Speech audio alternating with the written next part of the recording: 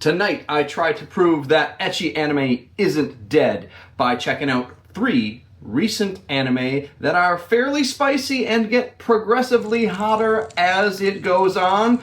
The last one is probably too spicy for YouTube, so stay tuned for my channel getting deleted.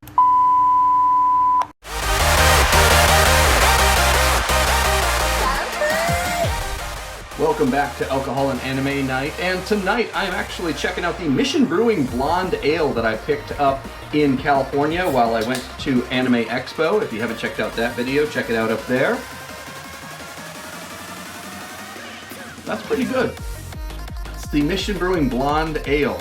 The first one we're going to check out is a very mild spice. It is called The Average Life of a Middle-Aged Online Shopper, or Around 40 Otoko no Isekai Tsuhan. Now on the surface, it's a pretty basic isekai. You've got a guy who's in his 40s who decides he wants to live a simpler life. So he moves out to the country and starts to live this simple life, and then suddenly he is transported to another world.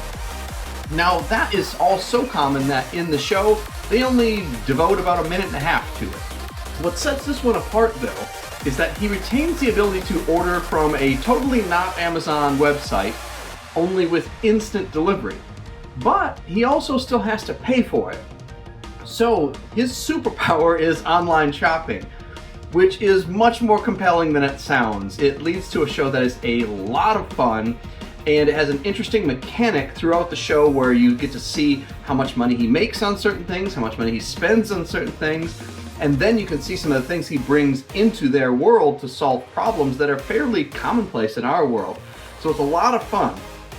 Now what you might be saying is, okay, that all sounds great, it sounds like a fun show, but how does that fit into this spicy list? Well, what's interesting is that throughout this show, he encounters several females, and unlike most people in anime, I hate to say it's most people, he actually reacts in a way that seems logical, and so sometimes he actually acts on the encounters that he has with some of these ladies, these females, and they do it in a way that's so clever that they never really show anything, but there's a lot that's implied or goes right up to what they might show and then it kind of fades away.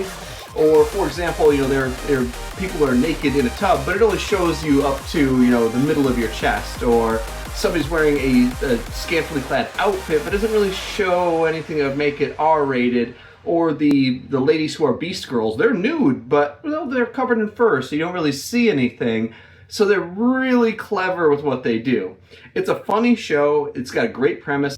I found myself really wanting to watch the next episode and find out what happened. And unlike most shows, he's not trying to be a hero, he's actually trying to just live a simple life, but he keeps getting dragged into these situations. So it's a comedy, harem, isekai. I think it's really cool how they were able to push the limits of the spiciness. And what's also a lot of fun is if you're a fan of Konosuba, there's a lot of Konosuba references in this. In fact, some of them are so obvious that they're clearly fans of the show themselves. So give that one a try. I really think you're going to like it. Now, from the subtle spiciness of the online shopper to one that is a bit more direct, this one is Yandere Dark Elf. She Chased Me All the Way from Another World. Staying with the isekai theme, imagine that you were transported to another world to fight the Demon Lord. So you built your team out of all hot girls and you just spent most of your time rizzing them up. And that all makes sense because when you defeat the Demon Lord, you're going to be transported back to your home world and everything's going to be fine. Except, what happens if the one who became totally obsessed with you finds out a way to get back to your home world? Ah yes, this is the classic cautionary tale of not to give your real contact information to the sexy busty stripper that you met in Vegas. If you don't know what yandere means, then you are in for a treat because Maribel is one of the greats. Essentially, yandere means that somebody is obsessed or in love with you to a deranged degree, often violently so. And that fits her to a T. Maribel is a very thick, dark elf, and she finds her way back to the real world and follows our protagonist there. And what follows is a series of hilarious and oftentimes magical cockblocks as she attempts to seduce our main character. And it's a lot of fun. The episodes are pretty short, and they are followed by what is can only be described as like a chibi office or like a chibi like fantasy series that has nothing to do with the actual show, and it's just these little mini adventures using the characters, but it doesn't appear to be canon. What's also difficult is they are not subtitled. I couldn't find them, so you can understand a little bit if you're learning language, but it kind of takes away from it if you don't already know. So that's a little weird. What's kind of interesting here is this isn't just spicy because of the nudity and the content. It's also a little spicy because of that yandere kind of darkness of her obsession. And when you see the show, you'll probably get it a little bit more that it's definitely problematic, her relationship. So it's got kind of a spicy, deranged aspect of it too. Now what's interesting about that is it ties into another show that I really like called Gushing Over Magical Girls.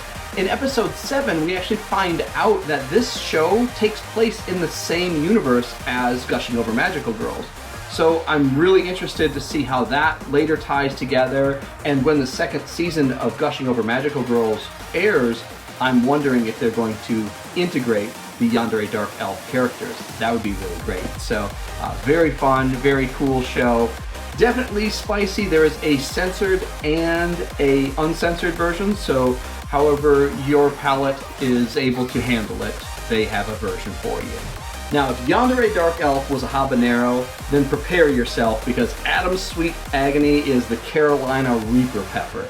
This thing is crazy. So the premise of this show, right off the bat, is wild. The premise is that it's in a post-pandemic world that afterwards, essentially most men became permanently impotent. So that sets the stage for what is, cards on the table, an absolute hentai. However, the reason I'm including it here is because they provided to you a hilariously censored version. So I don't know why they did it, but they did. So there is a censored version of this that you can watch that's basically R-rated, but doesn't push it further. But the censorship is hilariously done. I don't know why they made it funny.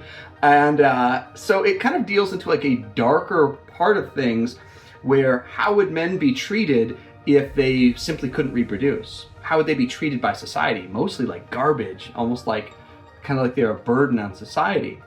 But then how would they then abuse that power when they find out that they are one of the few people who can reproduce and aren't impotent? So it's actually kind of a crazy premise. The episodes are only like 6 or 7 minutes long. It's clear what the intent is. However, it does kind of in that time delve into kind of the super spicy version of not only the content, the nudity, but also the kind of dark fantasy side of things. So it's definitely the spiciest on this list. I'm going to be able to show very little of it, but I will do my best. The famous JAV star Shibuya Kaho is actually the voice for Yui, and she stars in the end credits. So that is really cool because I got to meet her this year at Anime Expo. Well, I hope you guys aren't sweating too much from the spiciness. Thank you so much for joining me on this one. I have been having a lot of fun watching these. If you have any other spicy suggestions, keep it YouTube friendly, but comment below. I want to hear your suggestions. I want to hear your suggestions on my next unboxing. It's very likely going to be one of these back here that I have stacked up. And if you haven't already, please like and subscribe. You have no idea what difference that makes for a very small channel like ours. We're creeping up on 300 subscribers, which I know seems so silly, but I'm so delighted to have that 300 really tight people that are watching. So until next time, it's been a pleasure. Kanpai.